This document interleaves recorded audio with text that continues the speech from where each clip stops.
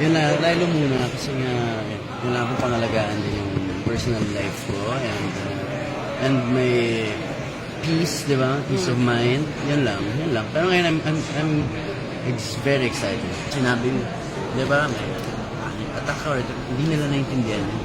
Kasi wala silang source ng too much information, di ba? Kung ano lang nasa harap natin lahat. Before the time of the phones and the social media, di ba? Parang wala kang problema na hindi mo kailangan problemahin. Di ba? You know, ngayon kasi may mga bagay na hindi ko na dapat ito iniisip. Sa amin mga bagay na hindi ko na dapat alam, nalalaman ko pa, di ba? Yung mga business ng ibang tao na hindi mo naman dapat nagko-comment pa tayo, nagko-comment pa tayo, you know? Yeah, lalo na sa mundo namin. So, anyway, tayo dapat, we should relax, di ba? Pag hindi na natin business at hindi na natin, huwag na tayo nakikisaw-saw sa mga bagay. So, And kamusta let's ka be daw? mindful. Let's be mindful sa mga feelings ng mga tao. Nasasaktan ka Kamusta ba? ka daw? Ako? Sa mga lumalabas sa social media. Like, sorry Pag personal sa akin? Oo. Ay, wala na akong, madam, wala na akong, kasi sa akin, yung mga, kunyari may mga ingay na yan, wala, it's nonsense na sa akin itong mga bagay na to. Kahit ano pang iba to, nagagaling lang sa hangin yan, I don't mind it. I'm okay. Ayun, doon naman ako dati pa. Kaya never ako naapektuhan. Yun lang, siyempre, yung pamilya ko, yung mga kapatid ko, pero natututo na rin yun. This world is not even real. Diba? You know? Hindi mo na alam kung anong totoo sa inyo. Kaya wala nang dating sa akin. Level up kay Catherine. Tinanong na rin si Catherine na tanong. Ano ibig sabihin? Level up meaning settle down, ganyan. But let's take it easy. Let's take it easy. Nice and slow, di ba? Kailangan nating igalawin ang ating chessboard ng tama. Diba? Huwag nating madaliin yung mga bagay. Kasi nga ito pa lang, ang dami pa namin gagawin. So, tapusin muna natin to. Ngayon, lalo, mag-renew pa kami sa EBS. So, natagin natin ang maigi. Tapos, next level. Wala ka nang iniisip. Hindi naman may next level kami. Tapos, ang dami namin pinupukpok. Alam mo yun, ba?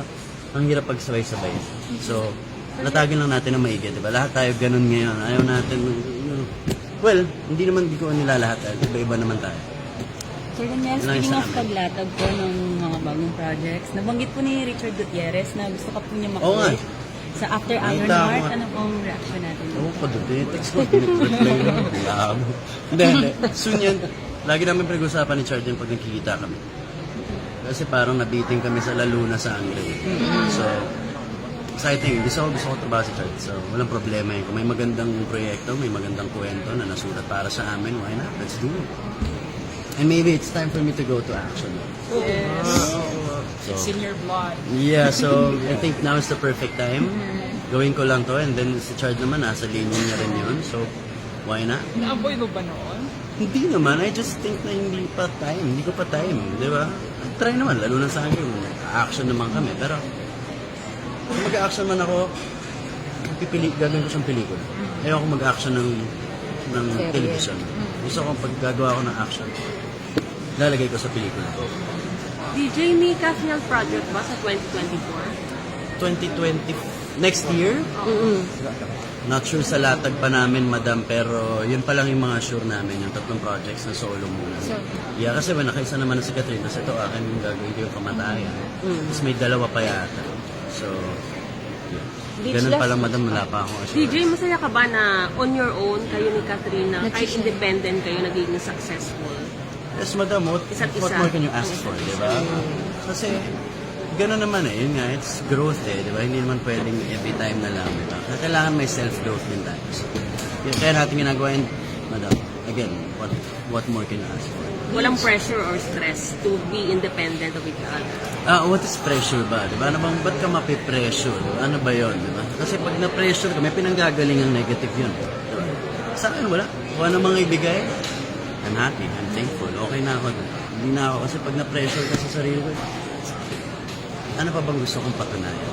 Alam mo yun, at the end of the day, pag alam mong nabigay mo yung lahat at gusto mo yung mahal mo yung ginagawa mo and you're proud of it, ano man maging outcome nun, nasa Diyos na yun at nasa tayo. Sources in Star Cinema may offer daw for you and Catherine.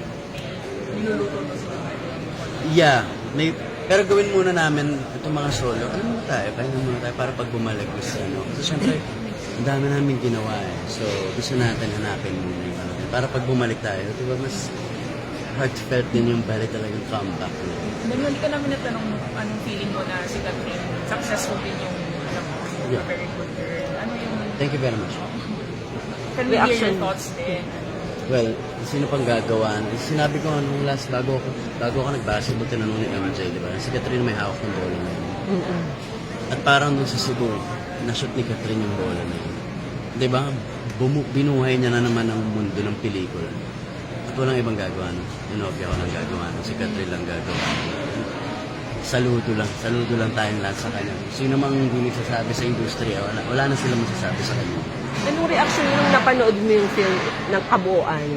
Kasi ibang ano. Yeah, well, ginagawa pa lang ni Catherine yun. Kami na yung nag-aayos na kami ng script eh. Binubuo niya pala yung character, kami na yung nag-uusap sa mga gagawin niya. Hindi ko na syempre sabihin kung ano man yung mga ano namin yung Yung mga suggestion eksena. mo. Oo. Pero, yeah. Oo nga, parang yung sinabi na niya na tinanong ka raw niya. Yeah. Opinion mo. Yeah. Pero syempre, pag hindi na ako masyado nakikisawsa, syempre, may ganun kami. Dapat may boundaries din. Hindi ka naman pwede. Kaya nito, itong ginagawa niya pelikula, side mo na ako. Diba kasi ikaw to eh. Diba? Spotlight mo sa'yo lahat. Dito lang ako na